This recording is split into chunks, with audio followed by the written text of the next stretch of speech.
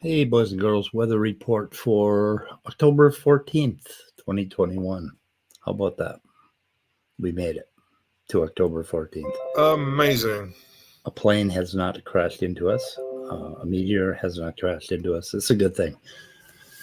Things are looking good. So the rest of the country is going down in Corona, and Minnesota is heading up, straight up. I don't know what the hell's going on here.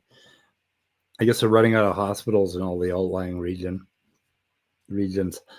It's and the weird thing is that the further into the blue counties that we get, or the red counties, the higher the rate per capita rate of COVID is. It almost follows like political lines almost exactly. It's kind of amazing. What do you think's up there? Why do Republicans get? Why are they more susceptible to COVID? I don't get it. Comments? Good question. Not sure. Good question. Yeah. Anyway, so let's see. So Sal was on Bread of Life. And I just found out Otangelo interviewed Ben Gould and had a talk. And my apologies to Ben. I think you put that backwards, right? Bread of Life was on Sal's, right? I think you just said that backwards, didn't you? Did I? Oh, yeah. I think you did. No, yeah. Bread of Life is on Sal's channel?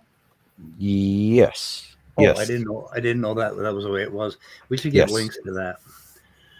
So you have them. You have the link. Well, it's in private chat. The link to that. Did I put them in? Cells.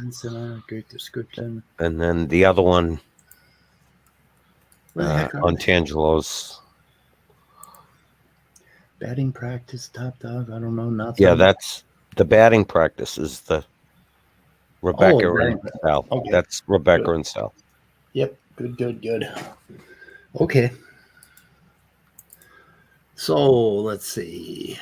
We're looking at Danny's argument again. So, first of all, I don't like typos in arguments for some philosophical position. I'll tell you why. There are two places you should never make typos in your text. That is when you're talking to your significant other, because that'll fuck you. And when you're doing a philosophy argument, because you never quite know whether or not you've misconstrued some meaning, because these things are so arcane to begin with that it's often hard to figure out where the person is coming from. And if you have typos, it just makes it worse. But Danny refused to fix it. Also, this is a screen. This is a picture. This is not anything that I can edit or change myself, or, so I can't really do anything with it. So my attitude about this argument has been, okay, the argument's shit. I don't want to deal with it because I don't have time. It's like, and then when I started dealing with it, Danny gets all pedantic about everything. But anyway, so what we got here is argument for why intentional states as non-natural. First fucking typo, right? Just drives me crazy. I'm a little OCD. I'm sorry. Okay. Number one, intentional states are normative states. Now, that right there threw me and got me thinking that I'm about to have the wool pulled over my eyes, because the idea that all intentional states are normative states has been argued by some philosophers, but it has not been argued very successfully. And they'll point out that there are intentional states that are certainly not normative. and the normative crowd. So anyway, okay, so a normative state is something from ethics. It's what you ought to do, what you should do, and they have extended the I ought to take my vitamins today, that sort of thing. I should take my vitamins today.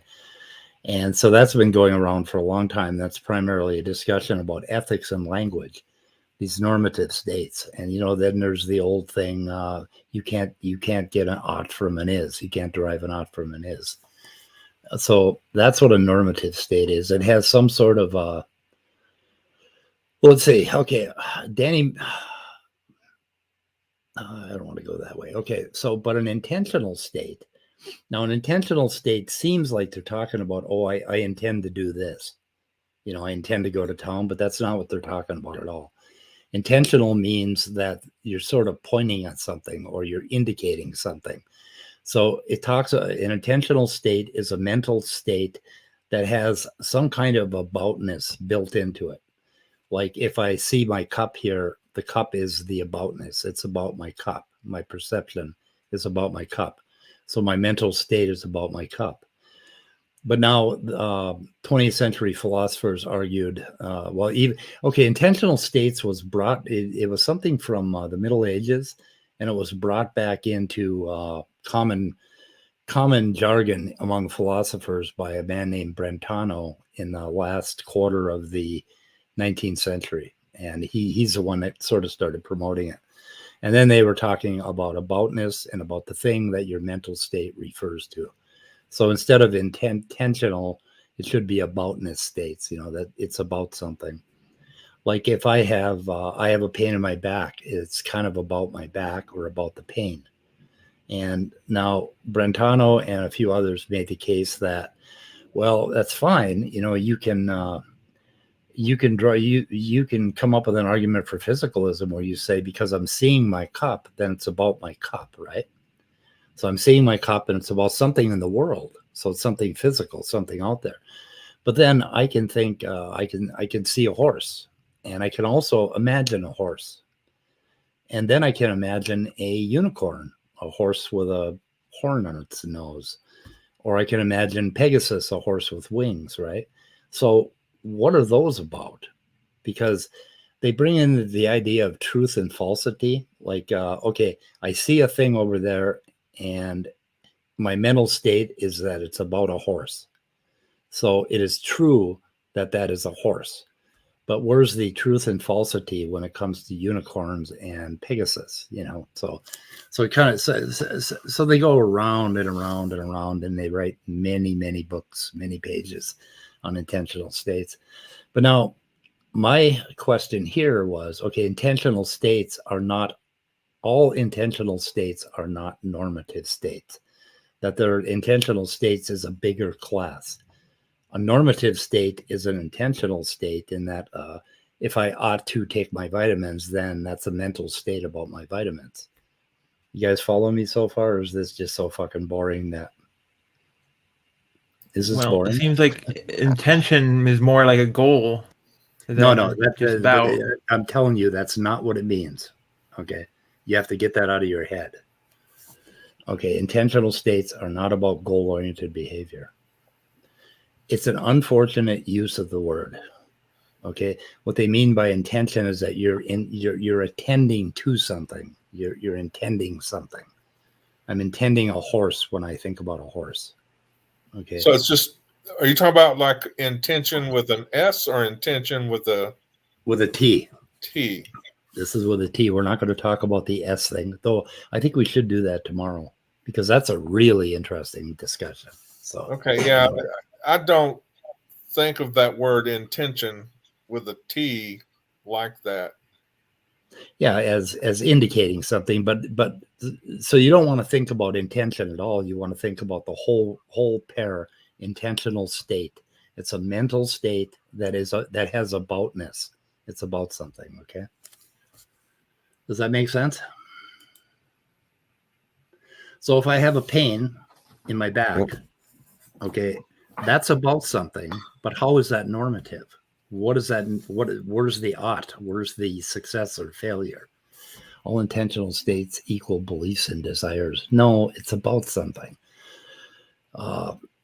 if I have a pain in my back, okay, if you go and read the SEP article or the IEP article or any article on it, they will tell you all the different varieties of intentional states, and they will talk about perceptive intentional states, and that would be I have a pain in my back, and so it's about my back and it's about the pain. And stop putting them on the screen. I don't even want to see them. Okay.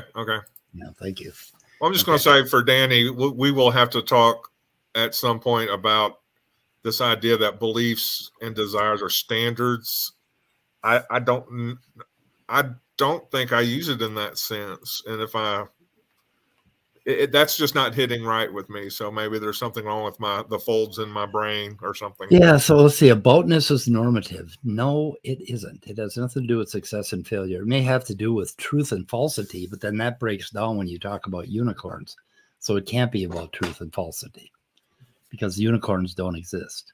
Yet you have an intentional state about unicorns. So that doesn't work, Danny. So then, okay, so he makes an argument for premise number one, and he says but he doesn't make the argument that intentional states are normative. He's making it in side chat right now, but he doesn't make it here.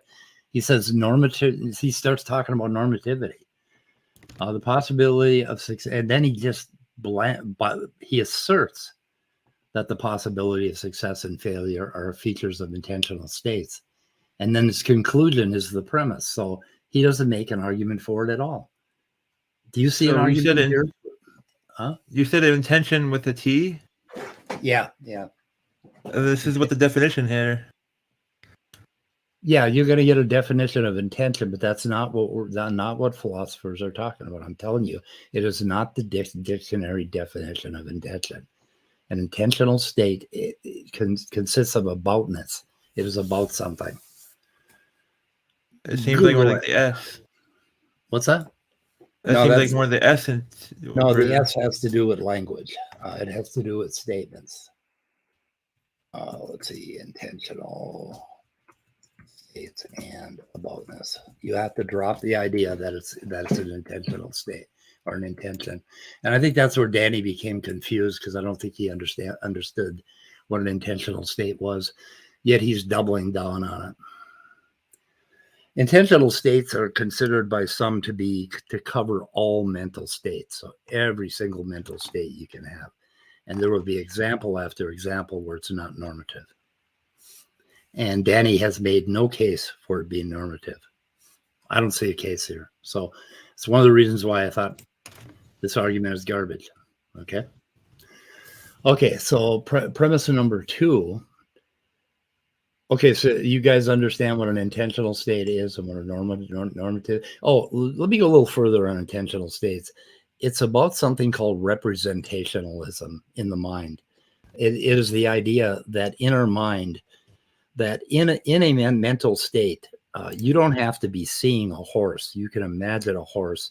So the aboutness, the intentional state, the thing pointed to is it's in existence within the mental state. It doesn't need to be outside. So it can be entirely mental. And some idealists will use this as an argument, but it's about representing something in your mind.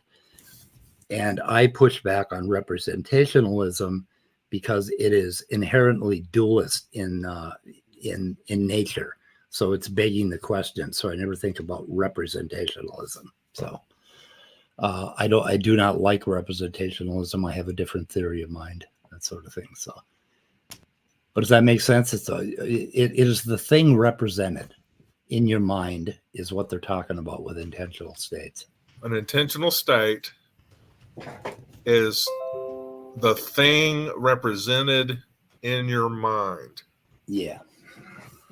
So there's the thing, and then whatever compilation of thoughts, feelings, ideas you have about it that you've created. So if you're mad at your absorbed. if you're mad at your dad, what is it about? It's about your dad. And if Danny hears this, maybe he could say how close to that description he feels, how close that statement is to what you think an intentional state is. I don't know what the hell he thinks. I'm not sure if I care at this point, but anyway. Okay. So, Well, I'm just trying to figure out where the tension in all this I mean, is. just okay. Here's the other thing about premise number one: is this does nothing for his argument. It has nothing to do with his argument. He could have said there is a normative state. If there is just one normative state that follows the rest of his argument, then his argument is valid and sound, right? So he didn't even need to put that in there. I don't know why he put it in there. He put it in there, and he's too stubborn to take it back out and work on his argument. But it doesn't make any difference. It has nothing to do with the rest of the argument.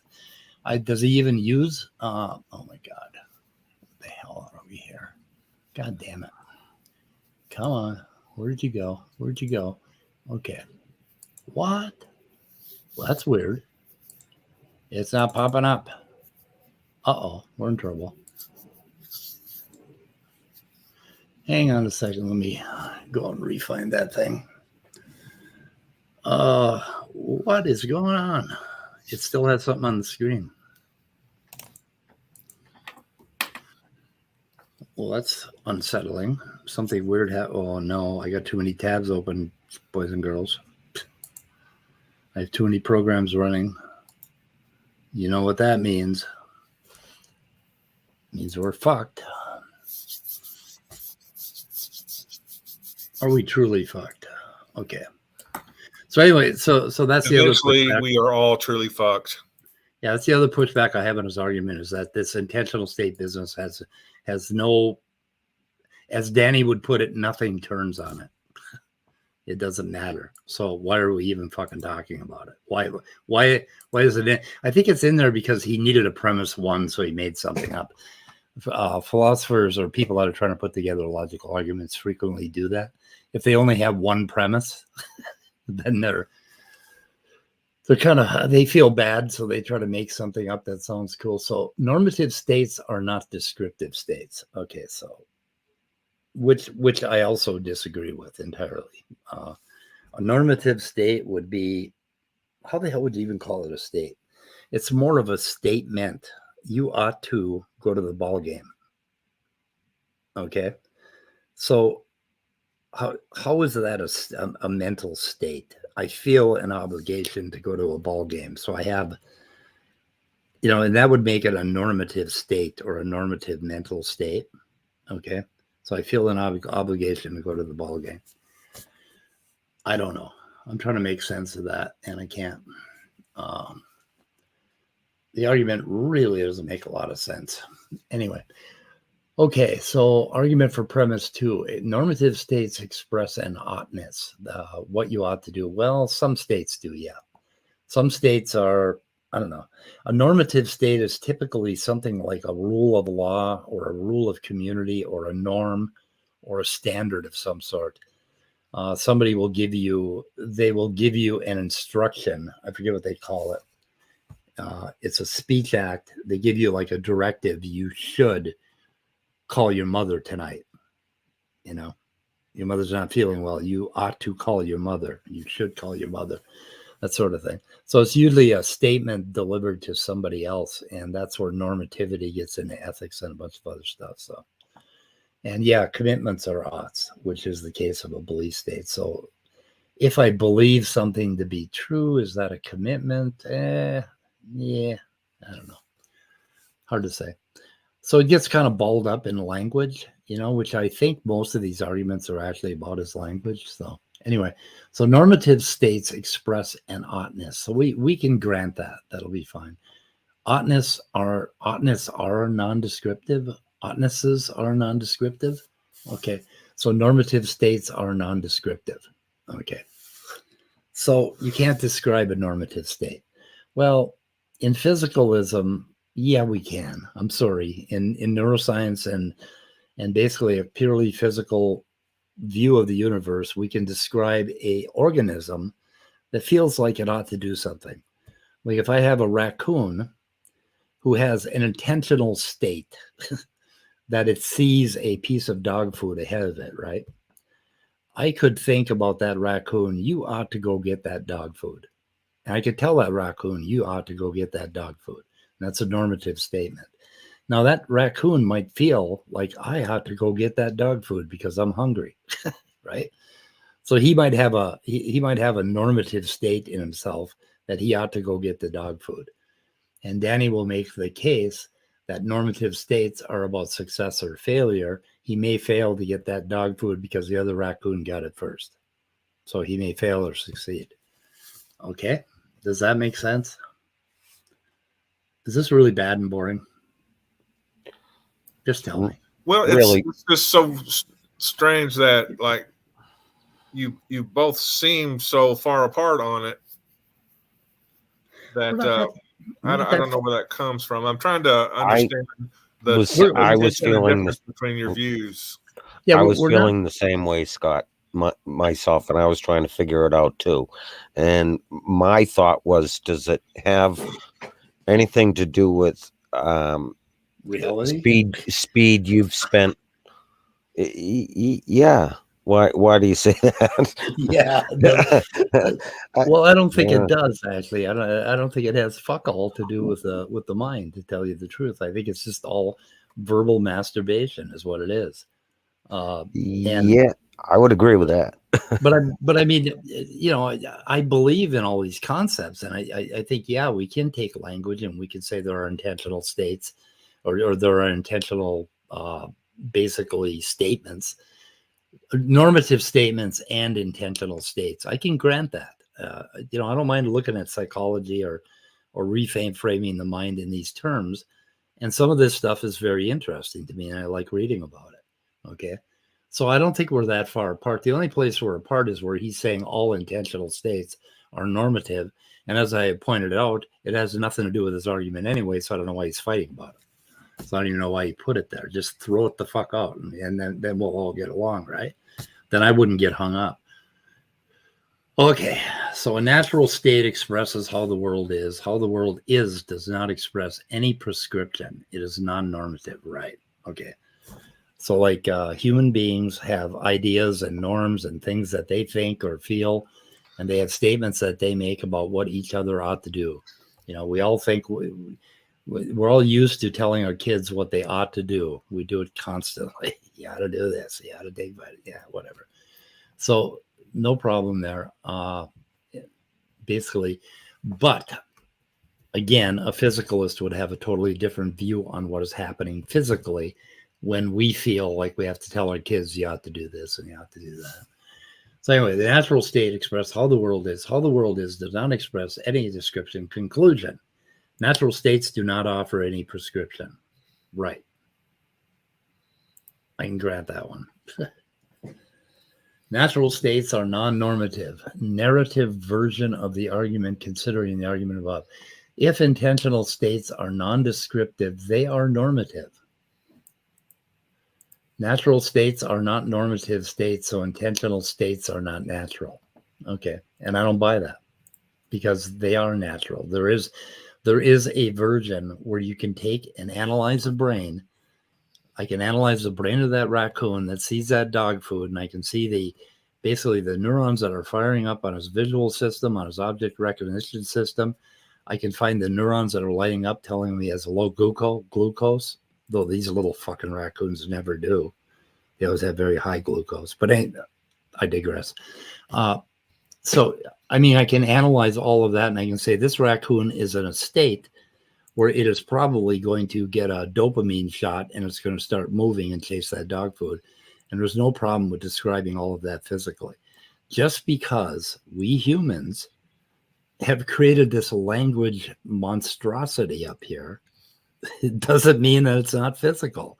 So so the argument at the bottom, I mean, even if you were to grant all of the premises and not pick on any of it, there is no implication from one to the other because he's looking at it with an entirely different model. If you're attacking physicalism, you have to do so on the grounds of physicalism. You almost have to presuppose the physical in order to attack the physical. You have to attack it from within or do an internal house cleaning on it or whatever. I don't know. Anyway, so I don't see where this argument is worth a hill of beans. I don't know. Anyway, That's all I got to say about it. So you know what intentional states are, and you better understand normativity and things like that. Now, from what you said, intentional states are what you understand a thing to be, Yeah, or your concepts or and ideas and thoughts about a particular thing. It's more about the thing that it refers to. Okay, you have a mental state like I'm mad at. That is an emotional mental state, but I have a target. I'm mad at my dad. So my dad is the intended. It's what I'm intending. I'm intending to, but it's built into the mental state. The whole thing is like one atomic thing. I am mad at my dad, and the intentionality of it is that it points to, it refers to something, which would be my dad. So anyway. Do you want to let some people in to talk about it? Huh? Do you want to let some people in to talk about it? I'd send out links, but I'm kind of afraid to send out links because you guys, well, I didn't send one to Leo yesterday, so I can send him one. So yeah. There's been some arguments going on in chat today, boy. What are they arguing about? Oh, lots of stuff. I've been really trying to intently listen to you, and I try to keep up with chat a little bit, and they're talking about totally different things. So yeah, I'm gonna send Jason a link. And, that would be good. I don't know if he can come in, but yeah. That was a good usage of the word, David. Intently listening to you. Yes, I was trying. I'm trying to figure it out, but it's like I don't know. Well, I leave all this shit up to the the unfortunate thing about the intention is there are three different forms of it. There are I intend to. There are intentional states, which are aboutness, and then there is intention with an S. And philosophers know they fucked up. They should have used different words for all this stuff, but they didn't. Yeah. So, Jason, can you come in? What I mean by aboutness, Jesus Christ, Danny, it's fucking filthy in philosophy of the mind. Google it. God, go read the SCP about aboutness, whatever. But he wants to know what you mean by aboutness. I mean what the thing is about. I mean the intended portion of the state, the object, the referent. In semiotics, it would be the referent. Okay, the noise I make when I say Danny. Okay, Danny is the referent of that noise I make, and the whole thing is a sign. And I am the interpreter. I find it kind of disturbing, some of the stuff that Danny's. I mean, maybe he's really upset that he is not in here, and I don't know. I think you guys have a totally different view on things. Well, yeah, he doesn't know what he's talking about, and I do. So, no speed. I mean, I wouldn't. You'll have a disagreement. I couldn't say that, to be honest with you. I couldn't. You both have totally different views, and this whole thing is. I mean, I don't know if that has to do with. I mean, Danny is not a physicalist, right? I mean, he's. How many fucking times have I told you, Ness, like what I mean by aboutness? Okay, it is the referent, the thing that your mental state is about. That is an intentional state. They call it aboutness. I don't know who the fuck it is. It's Quine or who it was that come up with aboutness, but they talk about it. Okay, you can find it in the literature. I'm trying to Google it. Goddamn thing. Aboutness in imagination. Okay, the aboutness theory, the nature of intentional states. I follow a long philosophical tradition in calling this feature of directedness or aboutness intentionality, but in many respects the term is misleading. Just Google it. God, I mean, it's so common in the literature that I don't understand why Danny is questioning it. And it's like, but he thinks aboutness is normative somehow. I don't know how he makes that case. Anyway, write out the argument, Danny. I'll take a look at it on another show, but I think this has gotten pretty boring already. So, I don't know. It's what it's about. You know what it's about? Intent. Oh, Jesus Christ. I'll even give you what to Google, for fuck's sake. Go read about it. I'm not going to do your fucking homework for you. I'm not your fucking teacher. Oh, now Leo's complaining he won't let me in. Did you send Leo a link? I don't know. Okay, Leo has objections to an argument. I can say, yeah, Jason isn't coming in, so I'll call Leo. Let's call Leo. Let's see what that lad's up to. Well, wait a minute. Before I send links out to you guys, you don't share these goddamn links with people, okay? That I would consider a bootable offense. I hope you realize that. Leo. Definitely. Oh, we didn't talk about the robots and the fish. I want Leo to tell us about the robots.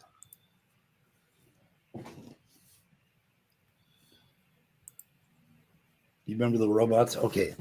2 robots. One is created by a designer, and he creates a robot to go out to the pond, to walk to the pond and catch 3 fish. Another robot is accidentally created by a tornado in a junkyard, and it has the habit or the program in it to go out and catch 3 fish. Have I got that right, Danny? I'm not sure about the program. I think, yep. Okay. That's correct. And on the way there, they trip on a stick, both of them, and Yep. they both break their programming, and they only catch 1 fish. Yep. So there's no means physically when looking at the robots to tell which one failed and which one succeeded. Because the robots are identical. So there's no way to look back and figure out, what is happening in the mind of the designer because one robot doesn't have a designer or something like that. But I think it's just weak as hell. Because you can reduce that argument to this. Suppose there are 2 seeds, 2 carrot seeds. One a farmer holds and he goes out and plants it in his field. The other one blows into his field by the wind. Okay, so the farmer intended to grow 1 carrot, another one blew in. Neither carrot flourished, so the farmer got no carrots. So there's no way to tell by looking at the unflourishing carrots where the intent was, right? I don't know. But that's a real simplification because that gets around the problem of there being a program in the robot and we don't have to think about tripping on sticks or tornadoes in junkyards or anything. So I think it's the same argument. So I don't know. And Jason's here. Hey, Jason. Whoa. Hello, Jason. Stop it. Good to see you, sir. Are you wearing Kevlar? Yeah, exactly. Okay. Oh, for your job? And I was at a seminar for a while, and then I just got back to my office. Well, if you're a climate scientist and you're at a seminar, you need to wear Kevlar. Trust me. It was on machine learning and artificial intelligence. So Okay. Very fascinating. However, I know Danny. I heard this argument before about intentionality, but I don't know if I necessarily understand it. But anyways, I don't know how much I'll be able to add. But I wonder if there's a picture of it. Let me see. Aboutness. We'll see if we got an aboutness picture. Nope. Non-propositional intentionality, philosophy of the mind, mental content, output and input, eat that thus, T instructions. I don't know. I mean, so how would this apply to AI? What was that? How would it apply to AI? You're disappointed in the AI. You are? No, you are. Is that what you were saying? No. How would aboutness apply to AI? Is there a intentional state in machines? Basically, I don't think so. We wouldn't say that. We create an AI to recognize something. Could we say that there is a built-in? I don't know. It's an interesting question. I mean, we train models. I mean, we have supervised models that are trained based on historical or previous information, and from that we develop, modeling techniques. So you could say that the algorithmic model has an intention to predict according to the supervised information provided. Anyways, Leo's here. I know he has perspectives on intentionality, and The robot argument, right, Leo? You had some thoughts on that, and I heard the part where you said you had thoughts on it, but you couldn't remember what they were. Did you remember it? I thought I shared them in that. Yeah, but I didn't listen to that part. I couldn't find it again. Jesus. Wow.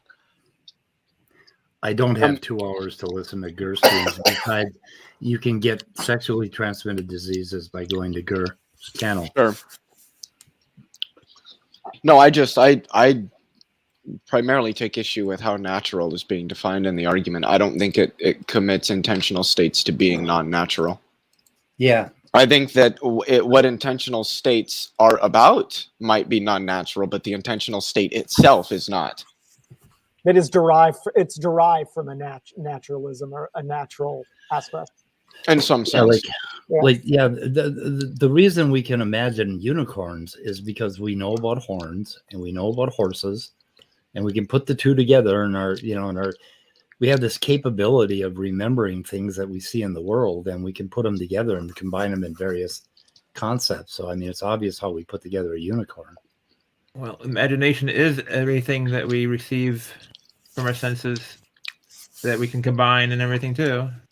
I also think intentionality is a result of our consistent and extremely immersified experience of the physical reality around us. It's primitive to our direct phenomenal experience of reality. If you didn't experience, and this is one of the problems I have with the concept of an immaterial, not really immaterial, but like non-physical or non-natural mind, is what is that? Yeah, what is that? That makes no sense. What is it experiencing to have thoughts? I don't believe that thoughts can occur just merely in a vacuum. They are the result of antecedent physical states which produce them. And I think that applies to intentionality as well. Yeah, if you were just a brain born into a world with no input, you were just a brain born in a vat, no input, you would never have any kind of mental state. I mean, you wouldn't. Well, there are programs that are evolved, and some bugs, I think they have like developed or something brain processes, don't they? Like, or not just bugs. It's just like when the animal comes out of the womb and stuff, whatever, Oh yeah, or even in the egg. Yeah, like it kind of kills me that when a deer falls out of its mama, within like an hour it can stand up. I mean, that's a real difficult thing to prescribe. But then what was it doing in the womb with those legs? How much, because babies kick and they move around. And so we start moving before we even, we probably even poke ourselves in the eye a couple times before we're even born. That was my first science experiment, is poking myself in the eye. And I said, fuck that. Never did that again. By the way, just for Danny really quickly, it's not that I think that aboutness isn't normative. I do. It's just that I think that intentional states having normativity contained within them doesn't commit an intentional state to being non-natural, even if I granted that the property of being normative is itself non-natural. I don't think that normativity would be a thing. It seems almost that the argument is essentially just saying that, look, you can't have normativity without agents, without intentional states. Sure. Agents are physical, though. Okay. How would you define normativity? Well, the way that Danny defines it is something like committing you to the idea of success or failure. Okay, so if I have a pain in my back, that's an intentional it's essentially state. that you have some standard that prescribes an odd. It tells you that you should do so. If you think about a race, like running a race, there's a standard there, winning that race, that it's a competition that prescribes an ought, that you ought to run fast. So the standard prescribes the ought. And if there's an ought there and there's a standard, then there's the potential to succeed or fail, and that success would be in accordance with that standard and failure would be out of accordance with that standard. Yeah. So I understand, and that is what normativity is. But how is I just got a pain in my back? How is that a normative state? Because you have that wouldn't. I don't think Danny would grant that would be a normative state. No, he's saying all intentional states are. Jason, what did you say? Well, I don't think that's intent. Like, you Jason didn't intend to get a pain in your back, did you? But that's not what the definition of intentionality is in this. Right, it's aboutness. It's not. Yeah. Yeah. Yeah. So how do you separate intentionality from normativity? Okay, hang on a second. Jason?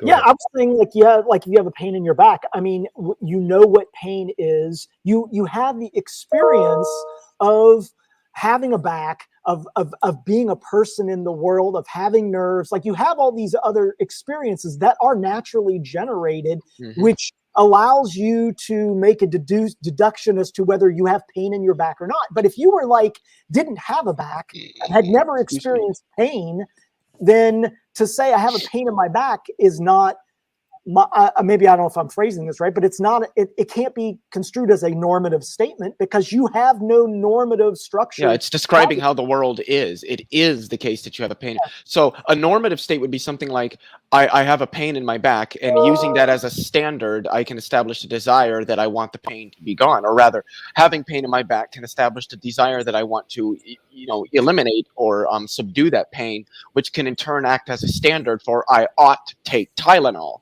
or something like that, which itself would be an intentional state because you're intending to do something. There's some standard that prescribes this goal, and you intend to succeed at this goal, but you might not.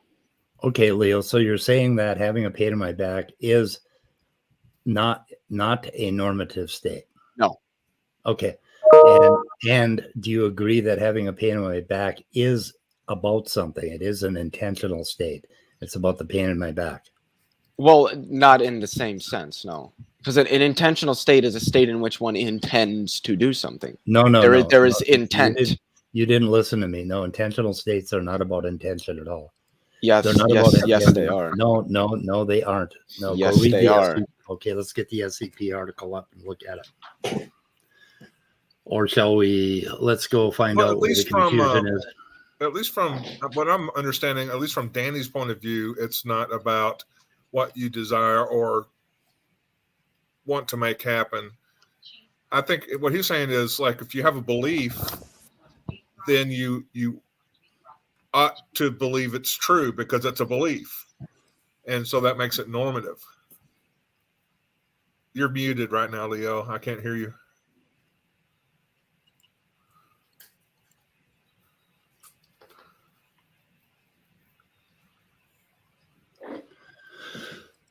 I get a little blog from a guy here. Oh, Jesus Christ, it's John Searle.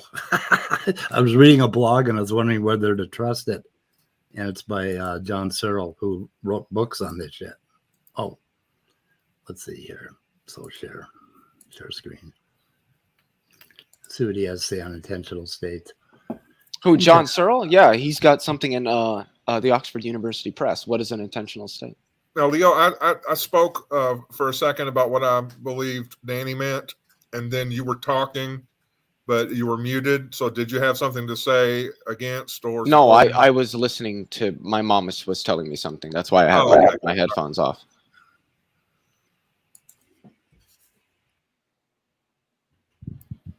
The intentionality is that property of many mental states and events by which they are directed at or about or of objects and states of affairs. There is no intention involved. In the world, if, for example, I have a belief, it must be a belief that such and such is the case. If I have a fear, it must be a fear of something. If I have a desire, it must be a desire to do something. Okay. Yeah, exactly right there. If I have an intention, I must be an intention to do something. Yeah, but that's there's only directedness to it, an intention. You intend to do something. But Leo, that is only one particular type of intentional state. I have an intention to do something. These other ones are not about that. They're not about intending. Yeah, I wouldn't call those intentional states then. I don't think your heart beating is controlled by your brain. It's controlled by a mental state. Okay. But is it intentional? I don't think it's intentional. I can grant you that if you understand that you're going against all these philosophers like John Searle. I don't think I'm really disagreeing with what they're saying. Oh, you are? I don't think so. Okay, let's look at Searle 1979. I'm looking at what he's saying right now. An Oxford academic. I mean, what is an intentional state? 1979. Right. I'm looking at the thing that you're citing from. Exactly. And did you read it? Yes, okay. yes, I did. For example, I have a belief a property of many mental states and events by which they are directed at or about or of objects and states of affairs in the world. Okay, they're about something. It doesn't say that you intend to do something. Well, that's what that means. Oh fuck! I just found this thing about Lois Lane believes she loves Superman. All that. Oh, that's intention with an S. Yeah, but I'm reading. It says that it seems like intentionality may be an essential feature of intentional states. Yeah, intention with an S generally is more of like a linguistic term and refers to the internal content of some statement or concept, whereas then the extension of that extension with an S would be all of the things that it applies to. God, man, this shit is complicated. So, there is an aboutness in intentional states, and the intentional states is an intention to that aboutness. Aboutness, which is why it's normative. Okay, hang on a second. You wanted me to define aboutness. Aboutness is the referent of the intentional state. Now that I do agree with, yes. And I think that aboutness is normative. And I think that there is an intention to that aboutness, which is why they're called intentional states. Asking me for the definition that I've given 5 times already, for God's sake. Okay, so let's go on with Searle here. So anyway, and he had to mention intention. Okay, let's see. But in many respects, the term is misleading, and the tradition something of a mess. So at the very beginning, I want to make it clear how I intended to use the term, and in so doing, to disassociate myself from certain features of tradition.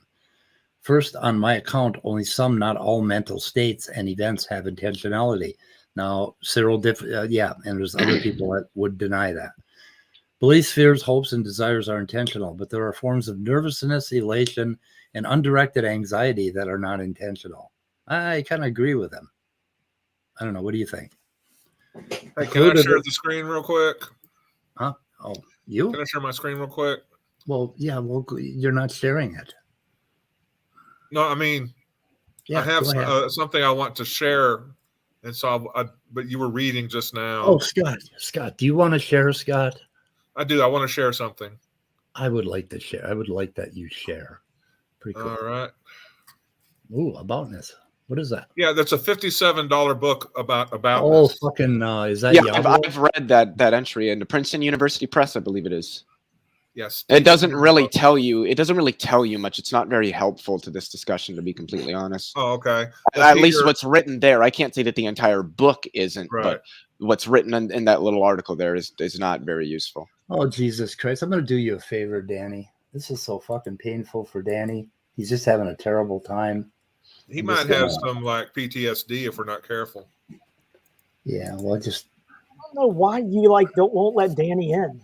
I mean, okay, Jason, do you have any people that you've tried to talk to over and over again, and you never get anywhere with them, and all they do is piss you off and insult you, or you don't, or perhaps there are some people that are so fucking aggravating that it's like that when you're with them, it's like they're fucking scraping their nails down a chalkboard. Do you have that feeling ever?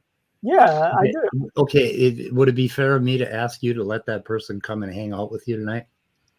Well, I mean, I think we have different levels of our ability to kind of cope with those kinds of people. And sometimes I look at those people, if somebody's doing that to me, the first thing I think of is I have to introspectively look at myself and say, oh, yeah.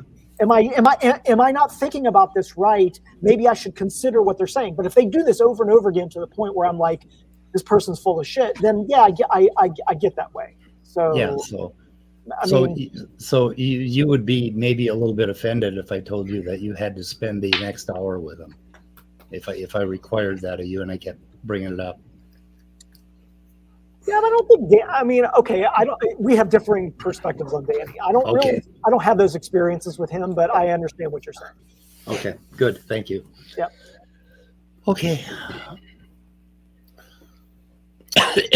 So where the hell were we? We were talking about Cyril. First on my account. Okay, what is this blog about? Oh shit, I can't read the whole paper. Where's this paper from? This is from 2012, so this is pretty new. Where is my Cyril 1979? I lost my Cyril 1979. It failed. Oh, so that's not Cyril 1979 right there. No, that's June 2012. Okay, hang on. I got it somewhere in my paper archive. see where the fuck is it? Okay, here I found it. Sure. John Searle's somebody that, God, he irritates me too. He really does. Sometimes he makes these wonderful arguments that I'm going along with, and then he completely shoots himself in the foot and he goes in another direction. And I'm like, stop that. Drives me crazy. I got about 6 books by the man. That's 6 too many. No, he's a brilliant guy. Oh, Jason, we lost you. Oh man, poor Jason. What happened, Jason? He got booted. I got clicked. Yeah, the speed booted me. No. Oh man. Did I boot you? No, you didn't. It was my fault. Oh God, that would have made me so happy. Okay, lie to me. Tell me I booted you. Come on. What the hell, Speed? I swear to God, you booted me. How dare you? I'm gonna. I did it. You know why I did it? Oh my God! It's Minnie Karen. Minnie Karen has joined us. Yes, I just saw that. Yeah. Holy shit! Freaking Speed! I swear to God. He thinks liking Danny is a very strange position to hold. Not a popular position. I was listening to some other streams. I'm not the only one. Okay, so here, what is an intentional state? It is the feature of directedness of our mental states, and many philosophers have labeled intentionality. There you go. From Searle.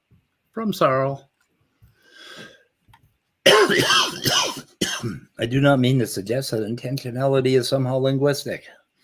The language is derived from intentionality and not conversely. I think it's primarily linguistic. I don't know. So, like, if I think about a dog, or I think about a gobbledygook, and I'm thinking about a gobbledygook, I have a directed intention to be thinking about a gobbledygook, even though gobbledygook doesn't exist. But in my thought, I'm formulating a thought about that, and that's the directed nature of it, I guess. Yeah, you're directing your mental state toward that object. Okay. Well, one comment Danny made sounds like a goal to me. One comment Danny made is the reference and the attitude. I don't know if that helps the difference between the two. What you're referencing and your attitude. I don't know if that helps any. Well, your attitude would be more about the content of the mental state and the referent or the thing you're directing it toward. Like if you're mad at somebody or you love somebody or you want to boot somebody. Mm-hmm. Like Danny is the aboutness of my bootedness. Also, I believe John wanted a link to John Peterson. I don't know if you could do that or not. That John will really stir things up. John is probably not going to. Yeah. So. John is just going to make it worse for Danny. Yeah. Oh, for sure. But yeah, John Peterson. He doesn't. Yeah, he doesn't come in that often, so I just wanted you to be aware of that. I'm sending him a link. Okay. Watch him send it to Danny. Yeah. I doubt it, but maybe that would be kind of funny, though. That would be funny, actually. Yeah. Hi, Gutsick, Gibbon. I hate you. Your videos are just too good. There's just no. Yeah, she's got over. I'm sure it's over 31,000 views on that museum documentary, and she's resigning. She's increased our subs by hundreds. Yep, that trip to the Ark and Dino Adventureland was just precious, man. Yeah. Wasn't me. Okay, Gurmania said okay, Gur. Oh God, Gur, I'm sorry. We've already dispatched the horsehead people. Let me see if I can call them off. So if it wasn't Gur, okay, I only sent the link to a few people yesterday. It's looking pretty bad. Are you talking like who gave Danny the link? I know who gave Danny the link. I'm surprised you don't. No, that wasn't Midnight. Midnight is not the one who gave Danny the link. I can assure you that. Who did? Why? How? Oh shit! You didn't see it in the chat? Oh no, not the link, but the person who sent it. They made it so obvious. It was in my chat. Yes, I'm sorry. I don't know how you missed it. Because I didn't read my chat. Yeah, because you never do. It wasn't me. I never had a link. Now, I never had a link yesterday, AJ. It couldn't have been me. No, it had to have been Nestle, right? Nope, it wasn't Nestle. Okay, I sent the link out to Jason. I sent it out to Andrew Cumming. I didn't send it to anybody. I sent it out to Gurr. I sent it out to Nestle, Scott, David, and Midnight. That was it. And Top Dog. So that's the list. I can go check the email. We'll get to the bottom of this. I think the person should just fucking fess up right now. I know you're out there. I know you're in chat. Whoever the person that it is hasn't showed up in the side chat yet today. So, ooh, that's a clue. Yeah, he's not in the side chat, huh? I don't see. Did you send it to Dessel? Dessel was here then left. He doesn't like the topic. Okay. Okay. David, speed is wrong. The attitude doesn't bear any content. No, the attitude is the content, Danny. Basically. If you consider attitude like mad, I'm mad at, right? That would be the content of the mental state, the proportion of mad at the mad ox. Okay, that doesn't make any sense, Danny. Jesus Christ. It doesn't make any fucking sense. Y'all heard that. Okay, never mind. What'd you say? Nothing. I said it's better to be mad at than mad ox. Oh. I don't know. It was just an attempt at humor, which I failed miserably. So I guess that was normative. Yeah. Anyway, well, are you? I just wanted to ask Speed. Are you following? Oh Christ, I can't think of his name. That guy. Are you following Dragnaut Silvis's business model? Oh, what's it? Oh, booting people? Is that what no, because he usually only talks about like two different people. He's either talking about G-Man or he's talking about Shanny, and now I've seen him, but I noticed that you've had the topic of Danny several days this past week. Yep, he's been dealt with today, and I think that's enough. So. Oh, okay. I'm fine. Yeah, because I saw the thumbnail and I was like, oh, what did Danny do now? It is kind of fun to make those thumbnails, though. I think that's the main reason I do it, is finding Wiener thumbnails and finding him with his eyes half closed, looking. Jesus Christ, Snake is really out of pocket. Where is he? He says your mom was propositional. Thank you, Snake. I love it. I love you guys.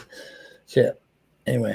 But Danny was on like a freaking Caps rant for like 10 minutes.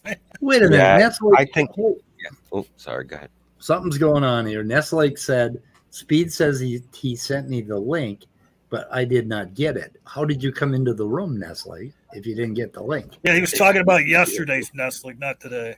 Yeah. Oh, maybe he's confused about that. Yeah. Oh, okay. Yeah. Anyway. Yeah. Tangelo's here too. Yeah, Tangelo's getting timed out by everybody.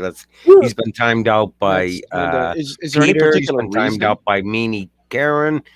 Who else? Is there any particular reason? Wait a minute. Or are we just timing him out to time him out? Am I setting a bad example? Example? Timeouts by our mods have increased quite a bit lately. They have. Yeah, I think I've been in a bit of a mood. You know why? It's fucking October. God damn it. What does late fall remind you of death? I had a perfectly fine oak tree. Christ, Scott. I had this wonderful oak tree out there, and all the fucking leaves fell off it. And it's like, what the fuck? Yeah. Now what am I going to do with it? Of course, you've had like 70 years to get used to it. Yeah, but Scott, I can't remember. Well, that's true. I think we're going to have you take a cognitive test if you're marveled by leaves falling off trees. It's like, goddamn, it's ruined. It's ruined. I'm taking it back to Walmart. It's too bad Andrew Cummings not here, because after the stream, when we go backstage, I want to show you guys my slideshow for my debate. and I'm sure Andrew would like to see that, but he has not. Maybe he has not arrived yet. Let me send him an email and see if he does. Send Nestle Is this an email for the too. Ken Hovind thing you're talking about? Yeah. Did you just drop a clue on everybody there, Leo? Yeah, it's Andrew. Huh? He had to be the one. Because you were saying that you were talking about somebody and referring to them as someone that was not in the chat yet not today. in the chat, right? Well, no, yeah, because he's not here yet, and I'm sure he would be interested in seeing the presentation. No. I'm talking about before when you were alluding to someone else and saying gave the clue that there's someone who has not been in the chat yet today. And I'm saying, is Andrew that person you were speaking? No. Oh, no. Oh, okay. I think you just knocked out Andrew. You really think Andrew would do that? Okay. No, I don't think you would do that, but. Oh, see, I missed that part. What was it that the person had done? Gave a link to Danny yesterday to the stream. Oh. What the hell is going on now? Somebody knows. Leo, do you know who gave the link to Danny? Yeah, I do. Somebody knows. I do know. Reveal. Why? Why? That's no fun. Shit. That's no fun, yeah. Put your brains together and fucking figure All right, it Speed. out. Get the boot. Get the Boot boot out. That boot Leo? Oh, then I don't know why you emailed Andrew. Oh my God. Oh, I think I'm going to boot everybody. How about that? Even myself. No, I got a better idea. All right. So at least get this part. It was not Gur. No. Okay. Because he's asking for an apology. So Shit, Gur. I'm so sorry. I'm so sorry about the fucking. And you said the horse. And you also said it was not midnight. No. I'm sorry about sorry, Speed. Gur. What's going on with Otangelo? Now all of a sudden he changed his avatar. Well, nobody's really paying attention to him. They're just timing it out. Yeah. Don't time Otangelo out, guys. Just let him roll and just ignore him, please. And it's also very confusing because there's sock accounts that look identical and you can't. So they jump in here. So who the fuck knows who is who? He said, people like to play games in here all the time. So he says, but I don't understand. Okay, he goes on and on. We've all heard it before, and then he ends it by saying, "Once the truth is rejected, people believe in any nonsense." You still haven't established that what you say is the truth, though, D'Angelo. Yeah, he can't read to save his life, or at least he can't comprehend what it's saying. So, okay, guys, are you reading the screen?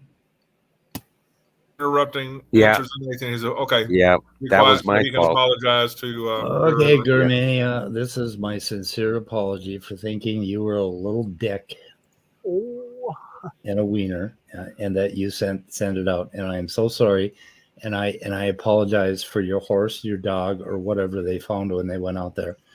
And we will buy you a new doggy and a new horsey, and. I'll make it good. I'll make it right. Okay, Gur? You're a good guy. Love your streams.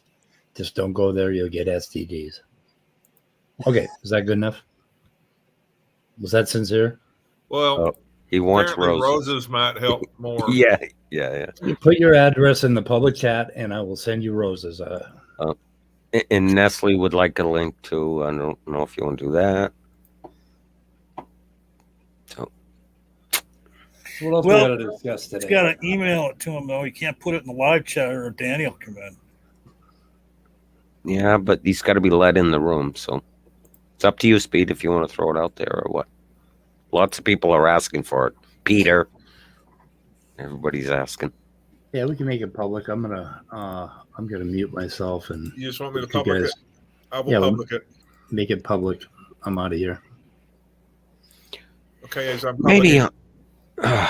Let's invite on Tangelo, and that'll just top the stream right out. Fuck no. Yeah. Please. No. We can just go away. We know Okay, exactly come on, what it's Steve. gonna Okay, say. Scott, I will decide who gets in the room, okay? Okay, all right, no problem. Shit.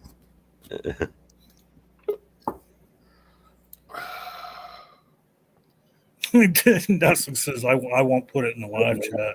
Hey, Netflix. Too late. Good to see you, sir.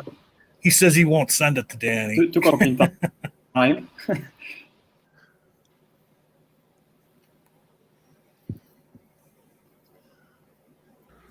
Did Oh boy, we computer killed go? the stream. We killed the stream. We killed the stream by opening a. See, we need to make it something that people think is rare. It's a rare privilege. Well, so I don't know. This probably doesn't interest anybody, but I was just wondering if anybody thinks that,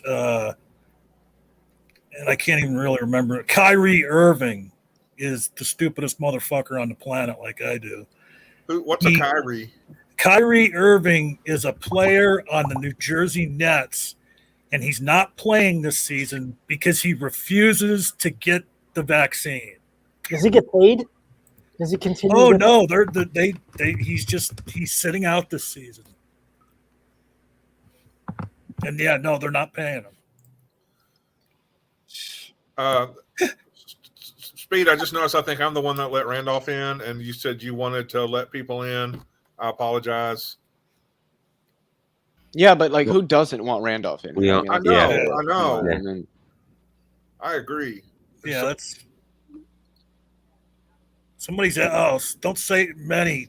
Just don't say that name 2 more times. Yeah, and he has been around. Yes, many. guys, I have a question. Does anybody know what logic, intelligence, language, consciousness, imagination, thinking, thoughts, feelings, emotions are? Because I don't know what that is. Does anybody know what that is? Or is it just that Otangelo doesn't understand the concept of fucking commas? I don't know which one it is. I'm trying to figure it out. I think he's just copying pasting, and he doesn't copy paste the spaces. I don't even know what words. what does he mean when he says matter cannot produce? Like produce? What do you mean by produce? What does that mean? I'm so lost. And that's just a complete assumption on his part. He's just this is the same aspect where he's like, life cannot come out via abiogenesis because he just he makes speculations on that. Therefore, he's made the determination that it can't possibly ever happen. When he doesn't know that it can't possibly happen. And Otangelo thinks to like come out of the womb like with all that he said. I mean, I think like that's that. I mean, not to go on about Otangelo, but that's I think I've just figured out finally like that's his modus operandi, which is he wants to address like the scientific topics, and he wants to be able to say, based on the improbability of these particular scientific positions, I'm therefore deeming them impossible. Therefore, because that's impossible, it must be God. That's it must be my particular God, my particular explanation. Yeah. Well, why not fairies? Why can't it be fairies? Eternally existing fairies. Right, it's ad hoc, right? Exactly. Oh. Grr. What are we doing? Oh, grr. Oh, come on. That was either grr with the soundboard, or it wasn't grr. Yeah. I don't know. And I was. The funny thing is, I was about to say, by the way, hi, Gur. I think it was still you, and I think Leo's full of shit. No, that's not the avatar looked a little strange. Like it looked like. Wait, what am I full of shit of? You just have to check the avatar every time now that we have that. I couldn't have given Danny the link now. It was put out into the public chat, and I couldn't have done it yesterday because I didn't ever have the link yesterday. Just because it's out in the public doesn't mean you still can't give it to him. Well, I could still give it to him, but that doesn't mean that me giving him the link is the link that he used to get in here. I don't think it was Danny because he was muted when he said it. So, but I think it was like a soundboard because you cannot be muted and say something at the same time. So, but yeah. I didn't. So that would mean somebody else had played the soundboard. Maybe it was Peter. I wondered about that too. Oh yeah, Wait, Peter's in here. I didn't know Peter. I don't see Peter. Hey guys, I'm gonna be a little busy for a minute, so. Hey, does anybody know who I'm hunting wabbit. Materials Dan is referring to? Apparently, Otangelo apparently said or did something transphobic, and I haven't. Yeah. Somebody needs to give me a link on that. I want to know what was said. Or it was on his Facebook. It was on his Facebook, and he put a picture of one of our Arden. Yeah, before the operation or whatever. Yeah. Before the transition. Also, I think there was some doxing involved too with that. Yeah, that's very disappointing. I hope that's not true, but if it is, shame on you. No, it was really bad. I never saw it personally, but I heard about it, and it was really bad. And he kept it up. Several people put videos out there about it. The Raging Atheist covered it, and I think he put up evidence. So, yeah. Oh yeah, it was definitely happening. Puts up stuff like that. Yeah. I mean, Otangelo implicitly acknowledged that he did it because he apologized. He said, I took it down. I shouldn't have done that. But he clearly did do it. Well, if he apologized, I don't know, but I guess that's something. I guess I don't think a mere apology is. I don't think that's. I don't know. I don't agree with that because he did it and he knew exactly what he was doing. He wouldn't have said shit if he didn't get a lot of grief about it, right? I mean, what kind of person? Right? What kind of person is like, okay, I'm gonna post this picture, like pre-op picture or before transition picture of a person, and then somebody calls them out and they go, "Oh, I made a mistake. I'm taking it down." Like, and according to AJ, it was not a public picture either, which is, I think, where the doxing came in. That's totally ridiculous. Speaking of doxing, I don't know if Speed can hear me or not, but Germania put the address in there so you can send the roses. No, I put the address in there, I think. Didn't I? Or did Germania do it too? Germania just put an address in there. However, Germania allegedly lives in Georgia. Well, right. I think that address is to like somewhere where they shoot porn movies. Yeah, that's Santa Monica. Oh, Santa Monica, no. He gave a Santa Monica address. I'm not sending roses there. I tried that once. Not doing it again.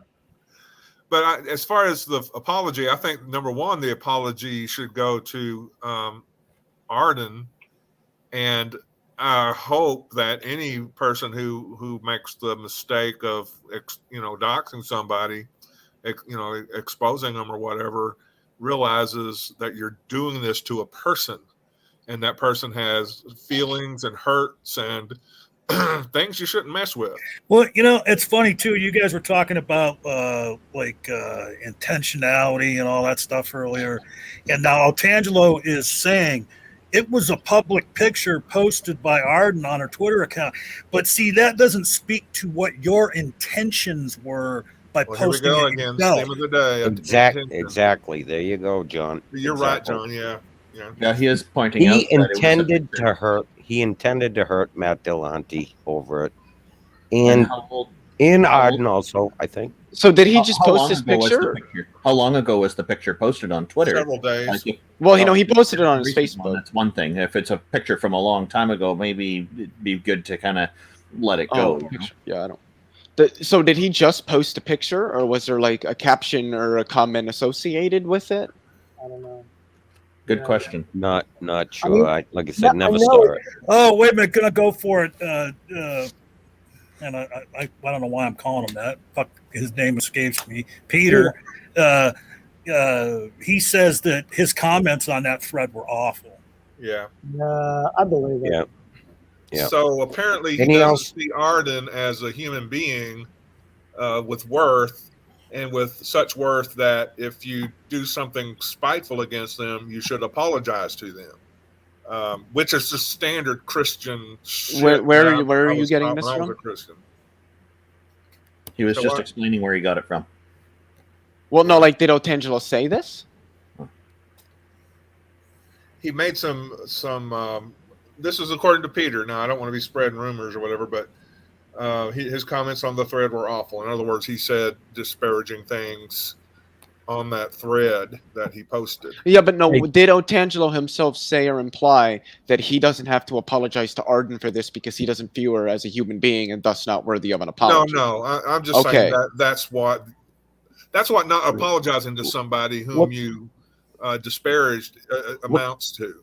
Okay, look at what he wrote there. He said he didn't take it down because of anything that atheists said. So why did you take it down then? What? Yeah, why did you take it down then, Angelo? Oh, wait a minute. I'm getting it's a prediction. Sooner or later, Otangelo is going to say that we atheists have nothing to ground our morals in. Therefore, what we say doesn't matter.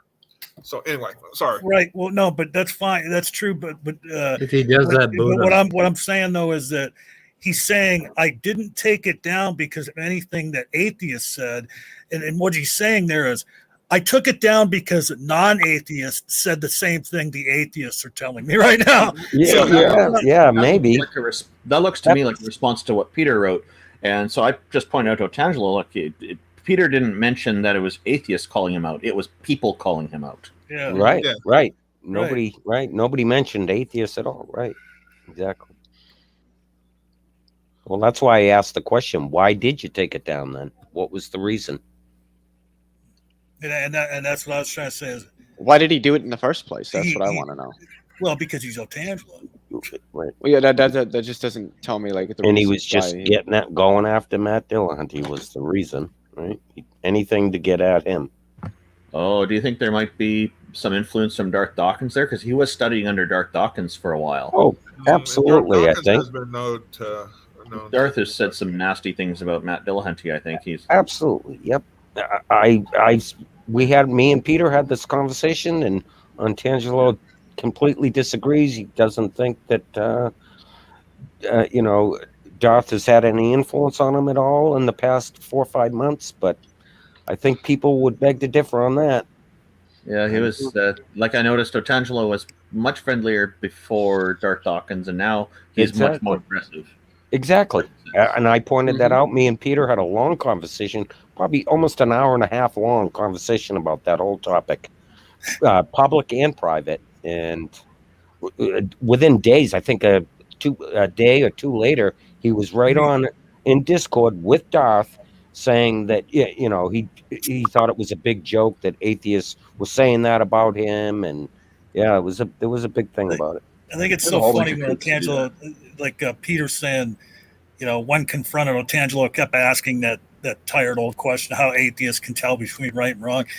I want to know, how can theists tell between right and wrong? Okay, because seemingly they have to have this threat over their head to be moral, burning in hell, or they gotta do what God says, or they're immoral. I mean, so it sounds to me like the atheists know between right and wrong better than theists do. I mean, because theists follow, whatever their biblical sense of right and wrong is, and atheists, they, decide what's right and wrong by considering the people they share the world with and how they'd like to be treated. At least without blindly following some doctrine like that. This is what I hear from theists. They'll say, "Oh yeah, like what you're saying is, how can you know without God in your life?" And I'm thinking, how can I'm wondering, how do you know that your God is right? That the question posed to them, they just trust it, and like you don't think for yourself, really? Well, my trick was, I've said many times before, is that what I do really to create my basis for morality is I read the Bible, and then anything that God does, I pretty much figure the opposite is moral. I like John Rawls. Speed, did you find out who it was? The Veil of Ignorance. Yes, he did. It's posted right there. Yeah, that's exactly who it was. The Veil of Ignorance from John Rawls I find to be a very useful tool for determining morality and ethics and things. It's not the only tool. Are you the perpetrator? Are you the perpetrator or the victim? It's a very good one for determining what our decisions are going to be, if they're actually the better kind of decisions. But there's other considerations as well.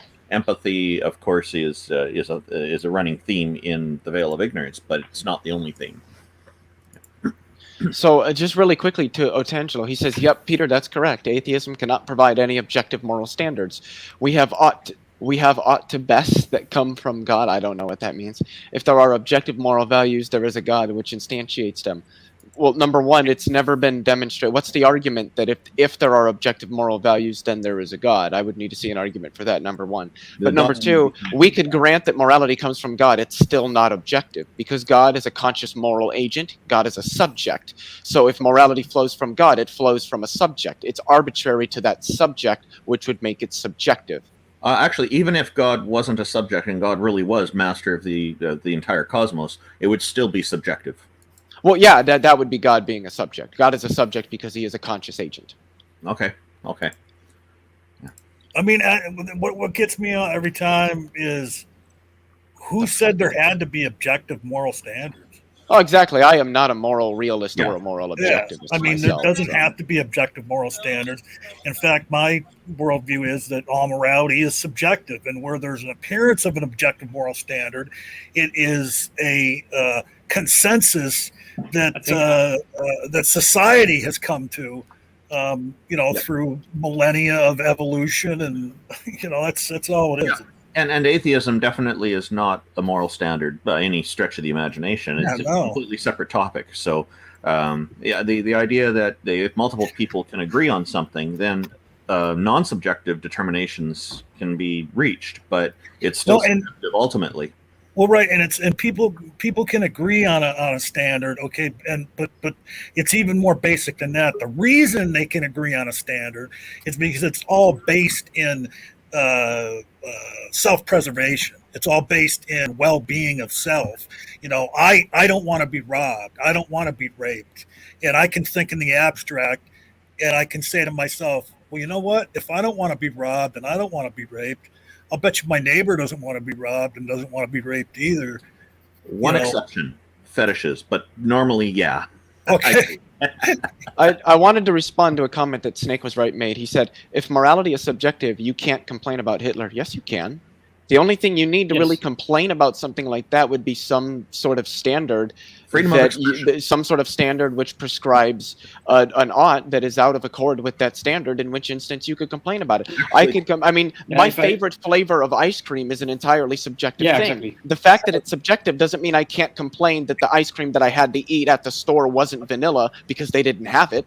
The fact that the flavor is subjective doesn't mean I can't complain about that. I don't know what Freedom of expression is why we can complain about anything.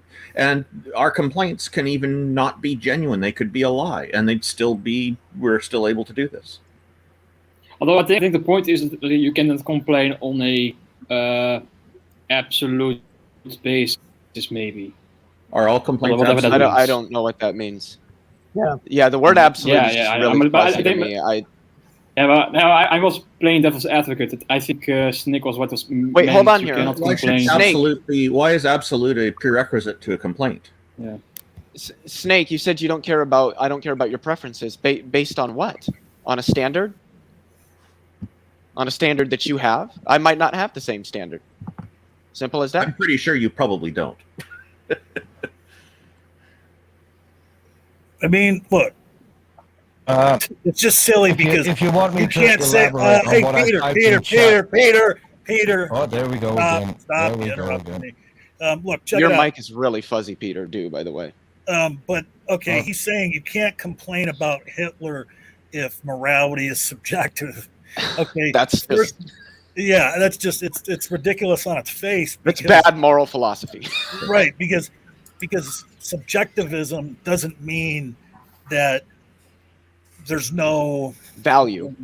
Yeah, that there's no value in the moral decisions that are made. Okay, exactly. The majority of humanity believes that pedophilia is bad, and that doesn't mean that because it was a subjective, thing originally doesn't mean that it has no value. That you can't say that. Well, you can't complain about pedophilia. Exactly. Morality subjective. Now, if morality is objective according to Otangelo, then that would mean it's the Christian standard that's objective. And he would be right. We couldn't complain about, and Snake would be right, we couldn't complain about Hitler because Hitler would be objectively right since he's Christian. I also wanted to say, just to add on to what John was saying, is that the ontic nature of morality, whether it's real or anti-real, whether you take, depending on your position, whether it's objective or subjective, doesn't have any bearing on the axiology of moral virtues or their value that they have to us as a society. Though those are two completely different questions. Well, I know a lot of people in this room have talked about this before in different streams and on this stream, but okay, so if Otangelo is, saying God is the objective moral standard, well, then drowning babies is moral. By the way, it's as simple as that. God drowned babies in the Bible, innocent beings that didn't have a concept of right and wrong yet, and he drowned them. So also, to Snake, he says, well, you can complain, but your complaint holds no truth value. Sure, I can grant that. I'm a non-cognitivist when it comes to moral statements. I don't believe that moral statements are really propositional. I don't believe they have truth value. All they do is express an imperative or an ought, but there isn't any truth value to that. They're not truth. To say rape is wrong is not a true or false statement. It doesn't express truth value. It's just more saying one has the imperative not to rape. One ought not rape. Yeah. And this is what I'm like in moral philosophy. There are many people, many, but not most philosophers I believe are moral realists. I'm a moral anti-realist and a non-cognitivist. I don't think that moral statements are like a real thing that exists out there. I don't believe they're objective. I think they're subjective. I think they're relativistic, and I don't believe they express truth value. Why do you think that most are realists, most philosophers? What, Leo? What? Why do you think most philosophers are moral realists? Because it's a fact that most philosophers, at least that have been polled, are moral realists. I think that because that's a fact.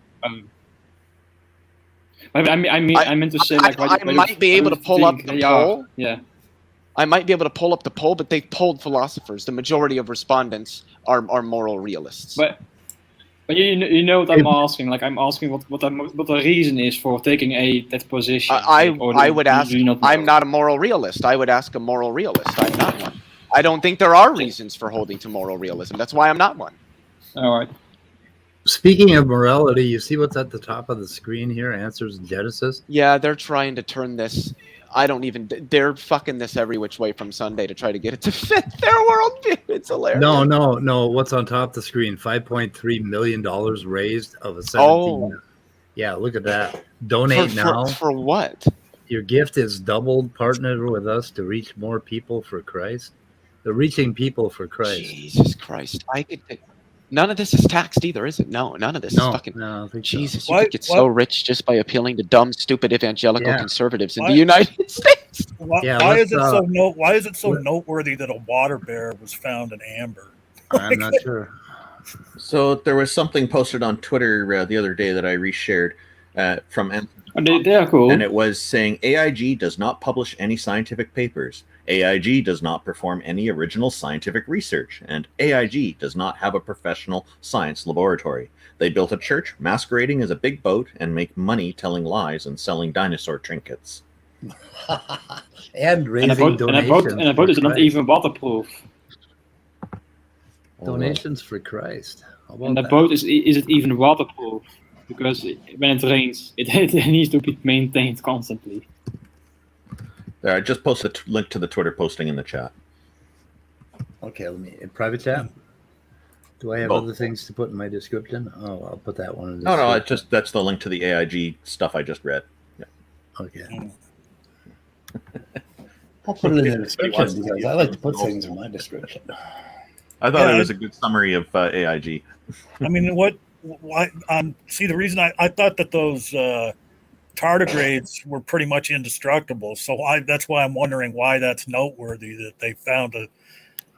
Well, their point is that there's a living fossil or some fucking thing. If you look into it, we can look into it. I'm putting this link in chat right now. Oh, Oh, Hey, actually, KCA, I Randy, how helped you doing?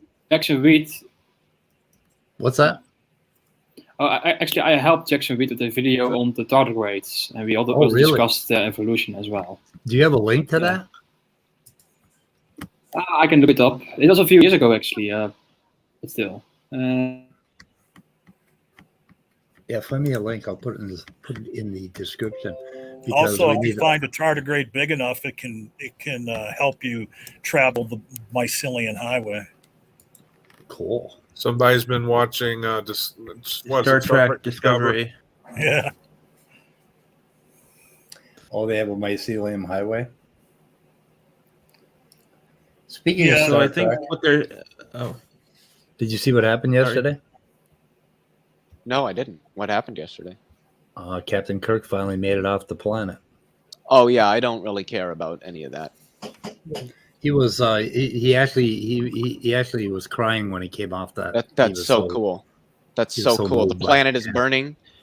500 million people are going to be displaced in the next like 15 years, but a guy cried after he went to space. That's so fucking cool.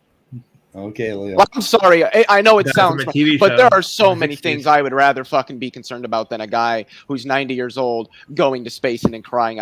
Look, cool. Yeah. It's Also, awesome, the great for oldest him, person but I don't ever give a launched shit. into space. Now the thing that they fucked up on is they learned how to launch old people into space, but they let them come back. That's the fucking problem. I don't want to go to space to begin with. I don't know what the appeal is. Oh, I would love to go up there and just walk around. I think this Walk article. around. I put a link in the chat. How do you walk around in space? Okay. I think what they're doing with this article or this water bear thing, they're trying to say that it hasn't changed for like how long, like the 50-some million years that they. That's that's what false. they're trying to show us. That's Or false. show other people. Well, and then Also, as every biologist knows, if something looks the same as it did a million years ago, then that means it had no genetic change whatsoever. Right. Fuck out of here. Ooh. Actually, this was also one thing to be covered in the video that I put a link in the private chat. Like in that video, we discussed the evolution of tardigrades, and tardigrades did change. Like we actually have fossils of them, and the earliest fossils the tardigrades have actually fewer limbs or limb pairs than the modern ones. So yeah, they did change. Are they going to see their DNA or check out what has changed and compare from the modern water? I mean, tardigrades? in terms of the fossils. You know, if it was trapped in amber, if it's still. Oh yeah, it would be even the DNA would be degraded by. I don't think perhaps. No, I was just going to say I think that science should be studying. Also, I can't remember the name of the shark, but there's a shark that lives in the Atlantic that lives for centuries, and I can't remember what kind of shark it's called, but that's the animal I think they should be studying, and trying to figure out why it lives so long. So do any of you guys want more answers? Tax dollars once again fund Planned Parenthood. Should women who identify as men have to take pregnancy tests before surgery? What? Inbreeding helps rattlesnakes and more? What is going on? Okay. Anyway, they have more answers in case anyone's interested. I love their answers. Also, tardigrades aren't a single species. But yeah. When they found a tardigrade in amber, I went, "Yay!" It kind of made my day. Why would it ruin? Pretty excited. I'm excited about it. I think it's the same thing that they say that the crocodiles are like living fossils, even though crocodiles did evolve quite a bit, quite a lot actually. Yeah. And then there are some species that have so many duplications in their genome that it really slows down the rate of variation in a population, unless there's some sort of stress factor, and then they would of course divide off. but there's onions are like that. They have just so many duplications that they would probably evolve very slowly. They would pretty much stay. Oh, I think so Danny is going to talk to Snake Was Right on moral realism, if I'm not mistaken. Oh, I don't know what you mean by Danny. Yeah, so what do you mean? If you have more, what turns on that? Huh? Oh no! Oh no! Potentially is saying that cyanobacteria are 3.7 billion years old and did not change. No, they did change. Yeah, like there is not a single species of cyanobacteria. There are multiple, like thousands of species of them, and some are singular, some are multicellular even. Like they did change. That's a precious quote by Otangelo. He thinks it's especially the last part of it. Yeah. Oh, what did he say? That would have had to change their entire genome 20,000. Yeah, way to screw up with numbers there, Otangelo, I think. Oh, we've already established. What I'm saying is that the last thing he said is so precious because he's still on that old trope that, that this thing automatically turned into that thing. And they would have had to change 20,000 times. Like, no, because if one species came out of another species because of they separated environments, that doesn't change the original species. The original species stays the same. Like, I wanted to say that we already established, primarily with Jason's help, that Otangelo really doesn't know anything about math. Yeah. Math or biology. Nope. He just reads he skims the surface. Go ahead, Top Dog. So if an organism has more DNA, is it slower to evolve? Differences that we can notice? Yeah, if it has like a lot of duplication in the DNA, then there's always going to be that standard set of proteins that are going to be expressed. And it's not likely that anything, I don't know, I have a paper on it, and they get into it in some depth, and they talk about different rates of variation based on the size of the genome, like the coelacanth, and there's a couple other fish that have just enormous genomes.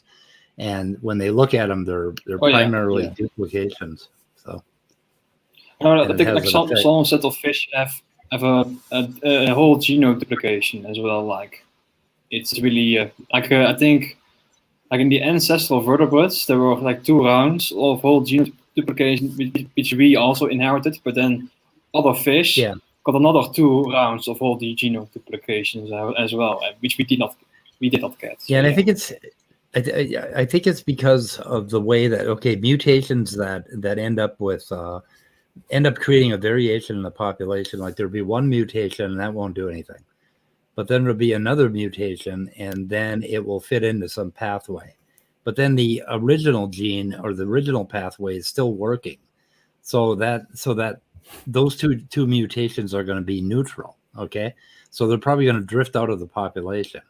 But then if a third mutation happens to that first pathway, and now that's no longer functional, but because of the second pathway, the organism is viable, then you will end up with some sort of a change. You'll end up with evolution. Something will happen. So it's based on like 2 or 3 things interconnecting in a network, and that would cause some sort of a movement in morphology or whatever. But anyway, pop gen, God, that's something I really, really need to get into.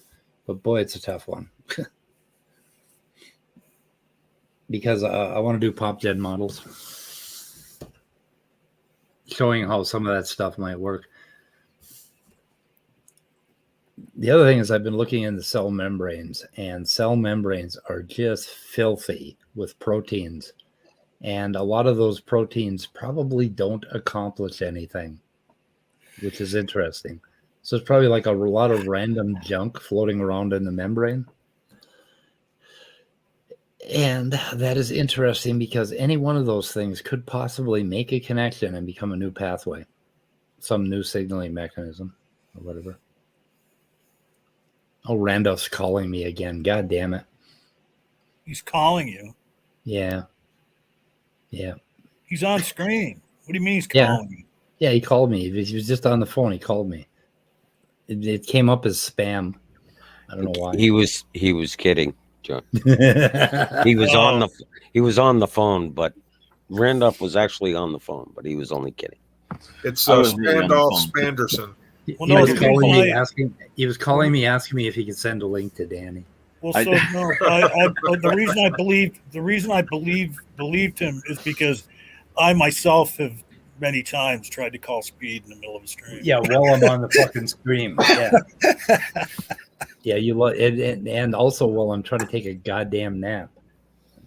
Thanks, John. I was gonna call you today. I was gonna call you today, but now you're here, so I don't have to fucking call you. Yeah, I mean, so that's what I was gonna say is like, it doesn't matter what time of day or night it is.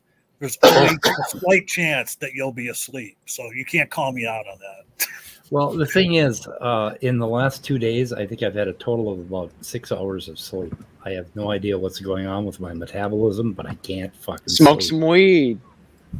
I can't smoke drugs. With Leo, I'm an addict. I didn't tell you to smoke drugs. I told you to smoke weed. I can't smoke drugs, Leo. I'm an addict. I didn't tell you to smoke drugs, though.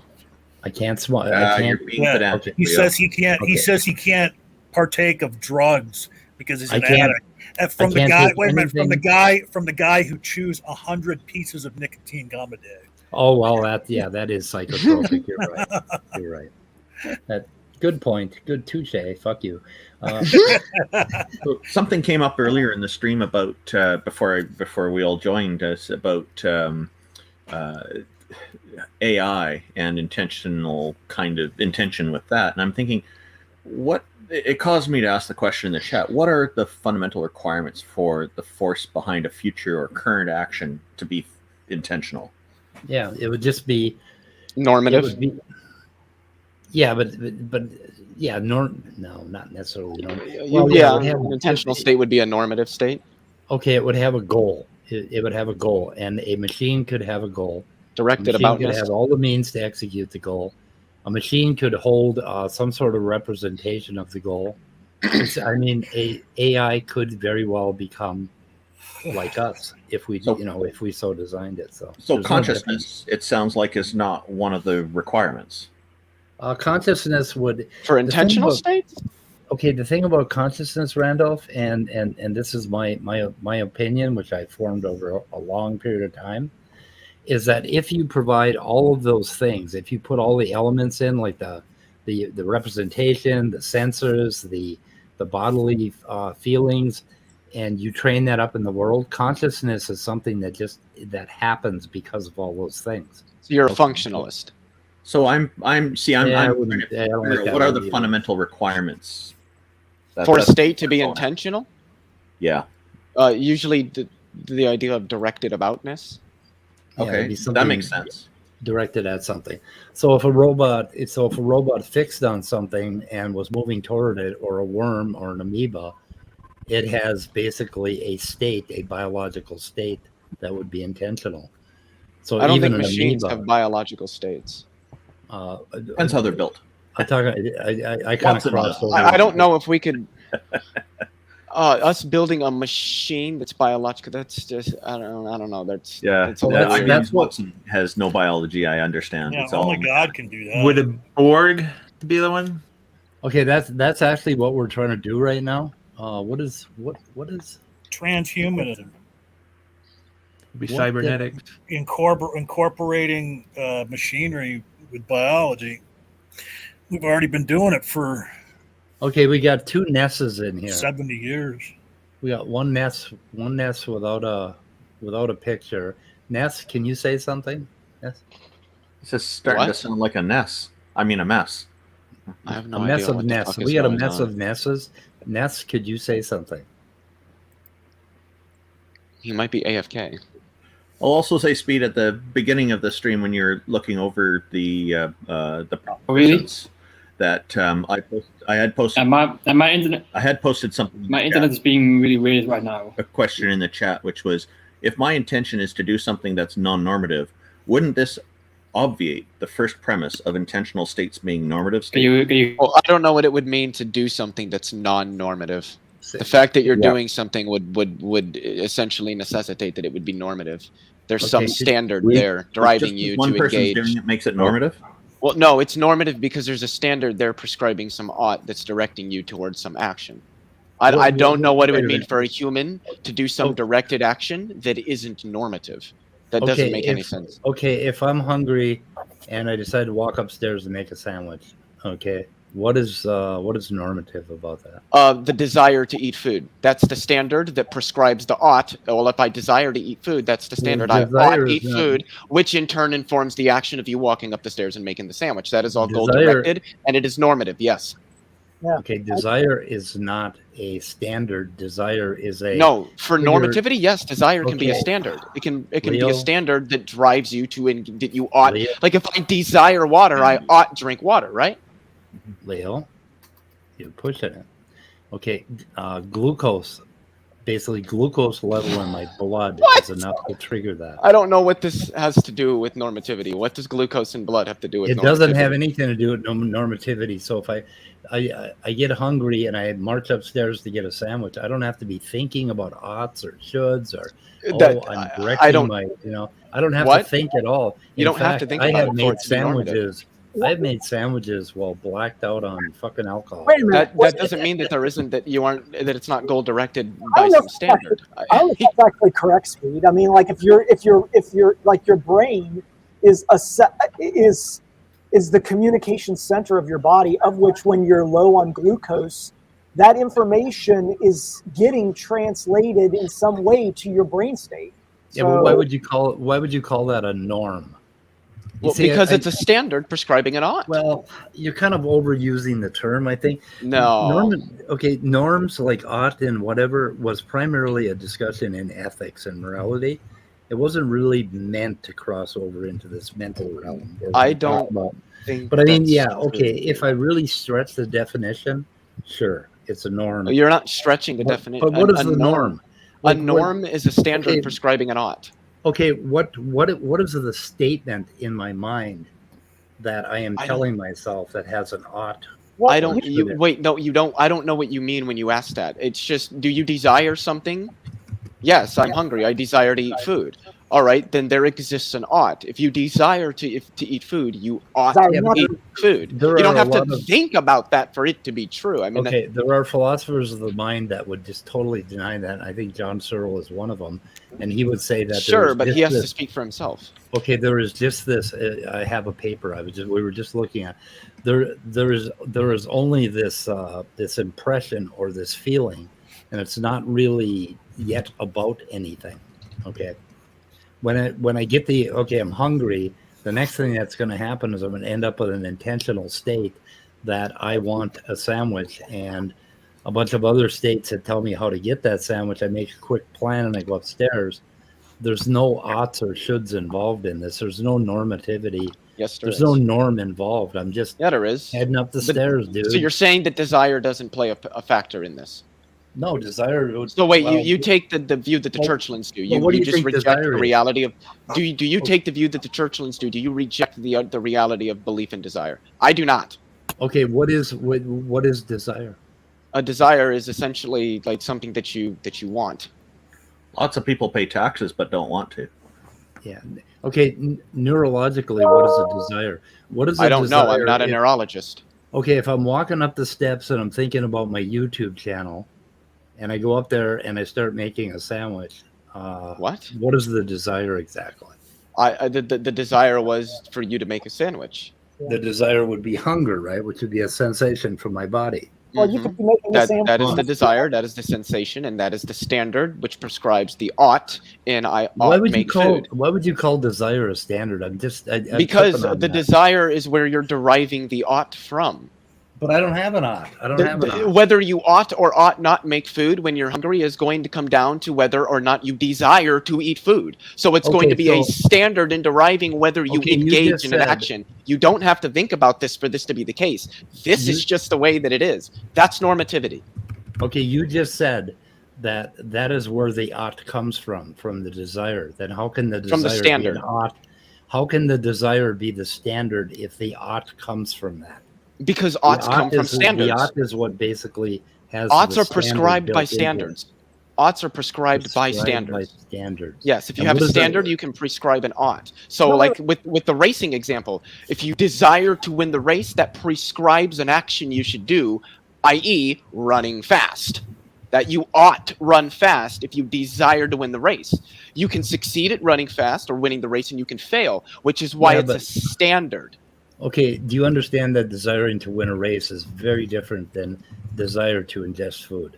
I don't think there's a difference. They're both desires. Yeah, I don't see a difference in a that's where I desire and a disagree with desire. you. So I what's the disagree difference with you. there? They're both desires. The desire to eat food comes from a much deeper, less conceptualized source. It is Well, a sure, but that's the feeling. source It's of a the feeling. desire, not the desire itself. What's the difference Okay, in so- the so desire? how can the source be the ought? How can it Well, be no. the The standard? source of the desire is not the ought, nor Okay. is the desire. The desire is the standard from which you derive the ought. If I ought to win a race, okay, I decide that I want to win the race and I ought to run fast, right? Mm-hmm. So obviously I have a concept of a race and I'm thinking about myself and I've added a whole bunch of concepts. None of that enters into being hungry. When I'm hungry, I'm just hungry. Yeah, but Okay. you're hungry, and Okay, that now that I'm gives you a hungry, desire, right? now that I'm hungry, my mind will start shooting around and it'll, like, because my hippocampus has a little trace in it, I know there's ham in the fridge. Can I ask you a quick question, Speed, just for clarification? I'm Do going you to think get that some I'm ham. arguing? Do you think that I'm arguing that desires are like non-physical? No.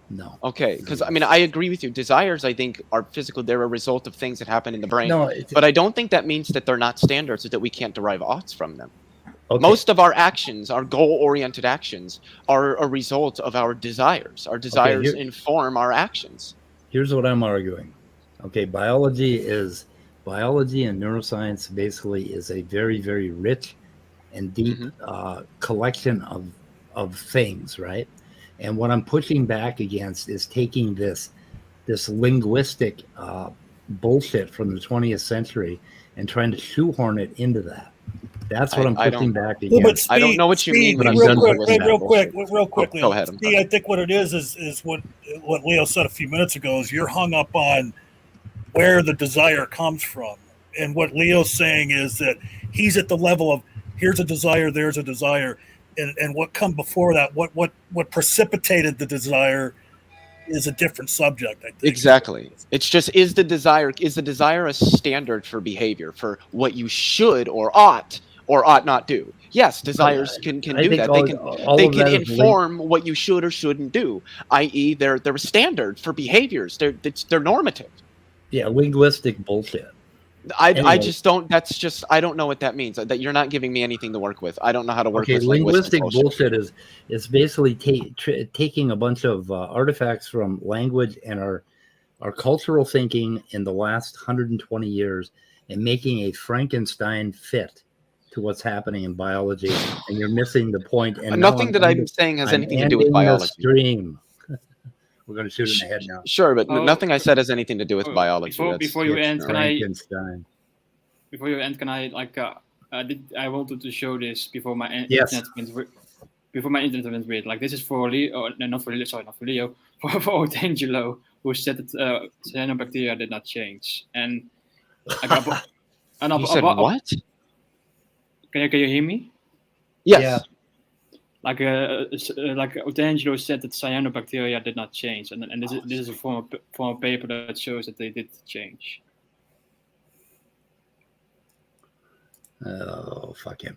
Okay. He's looking for visual change, not DNA change, probably. Yeah, he doesn't know what he's talking about. It shows at the bottom. It shows fossils of cyanobacteria. They went multicellular at some point, and they also developed something called heterocysts, like the brown cells. They are different cells that are specialized for nitrogen fixation. So yeah, significant evolutionary steps in cyanobacteria. So sorry. Do you have? Could you post that in private chat, or did you? Yeah, I can get the link. Yes. Yeah, give me the link. I want to look at the picture. Anyway, guys, we're going to shoot her in the head. Any last words, anyone? Thank you. Stay curious. You're welcome. Fuck you, Ox. I don't even know what his problem with me is lately, but I don't know. He shoots shots at me every time he sees me now. He just likes to fuck. He just likes to fuck around. So I wouldn't take it seriously. Okay. Yeah, okay, Snake was right. I don't know what you mean when you say that. I don't know what that means. The lacks an ought to have a standard. It's not that you need an ought to have a standard. It's that Jesus you need Christ. a standard. Goodbye, scroll world. Ought.